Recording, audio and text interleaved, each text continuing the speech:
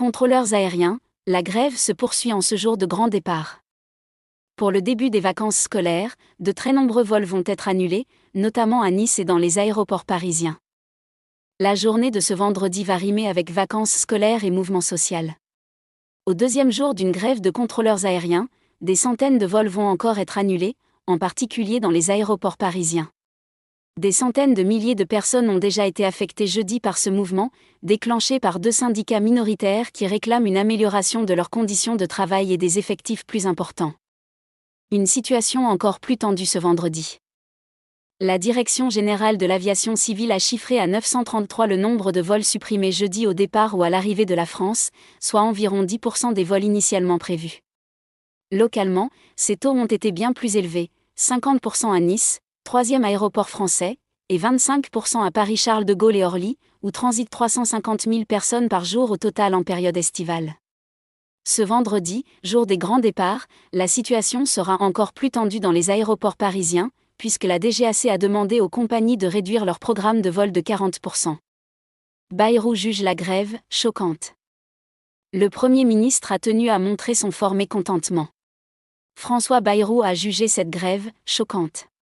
C'est prendre en otage les Français que de choisir le jour où tout le monde part en vacances pour faire une grève du contrôle aérien, a-t-il affirmé jeudi soir sur BFM TV. Et les effets du mouvement se font sentir au-delà des frontières françaises. La principale association européenne de compagnies aériennes, Airlines for Europe, A4E, a en effet estimé qu'en Europe, 1500 vols seraient annulés jeudi et vendredi, affectant presque 300 000 passagers. Cette grève est intolérable.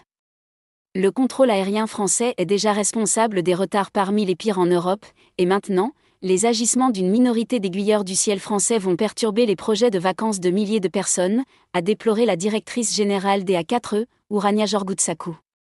Le deuxième syndicat d'aiguilleurs du ciel, l'INSA-ICNA, 17% des voix aux dernières élections professionnelles, a lancé cette grève pour réclamer de meilleures conditions de travail et des effectifs plus importants. Il a été rejoint par la troisième force syndicale de la profession, l'USAC-CGT, 16%. Le premier syndicat, le SNCTA, 60%, n'a par contre pas appelé à la grève. Une réforme contestée est en cours pour établir un pointage des contrôleurs à la prise de poste, à la suite d'un « incident grave » à l'aéroport de Bordeaux fin 2022, quand 2 avions avaient failli entrer en collision.